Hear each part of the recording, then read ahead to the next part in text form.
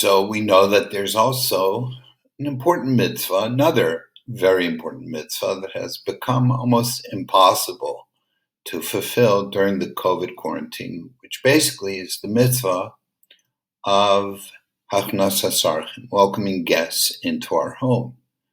And we see that the Rambam says, Mishnah Torah in Hilchas Avel, Perek Yudalid, that the reward for escorting a guest from our home is greater than any other reward. It is a practice introduced by Avraham Avinu, a way of chesed, which was habitual with Avraham. He served food and drink to wayfarers, and then he would escort them when they left. Hospitality to wayfarers, people who are traveling, is greater than welcoming the Shekhinah. As it is written, Avram Avinu saw 3 men and he ran to meet them. Then he says, escorting the guests when they leave is an even greater mitzvah than receiving them.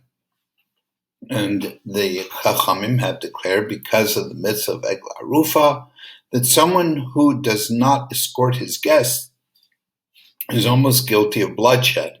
And, this is the second time in the laws of Ben Adam L'Chavero, the different kindnesses we could do for each other, where we have someone who can fulfill a mitzvah, but, bring guests into his home, etc., and welcome them, feed them, give them something to drink and a place to, sit down or even sleep. But if he doesn't escort them out, then the Gemara says he is almost guilty of murder. And we saw the same thing in the mitzvah Bikur Cholim, of when we don't go to check out what somebody needs, that it's very possible for this person to fall into the category of a passive murderer. It's interesting. And what's even more interesting is that, and how are we supposed to escort someone? We can't even bring someone into our home. So, and if the greater part of the mitzvah is to escort them, what are we supposed to do? So I've been thinking about it generally in terms of Hachnasas Orchim.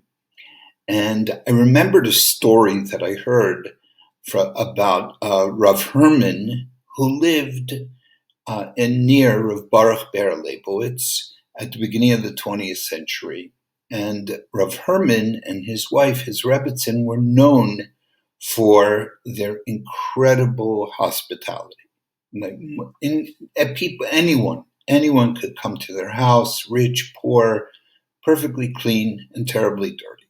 And for years and years. And Rav Herman and his wife used all their money, everything they had, other than for the necessities of the house, they used it to welcome guests into their home.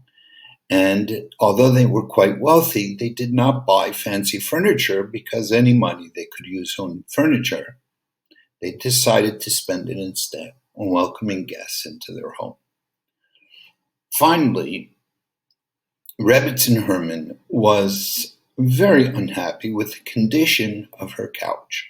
It was just torn, it was filthy, there were, springs, whatever it was, but it was horrible. And she was embarrassed to have such a couch in her house. And she went to her husband and she said to her husband, I really would like to change the couch. And he said to her, the amount of money that we would spend to replace the couch is, it's a lot of money, it's a lot of guests. Are you sure you want to do that? And she said, I'm embarrassed to have a couch. And he wouldn't listen to her. So she went to Rav Baruch Ber to ask him to help her. And Rav Baruch Ber went to Rav Herman to speak to him to buy a new couch because that's what his wife wants. To be continued.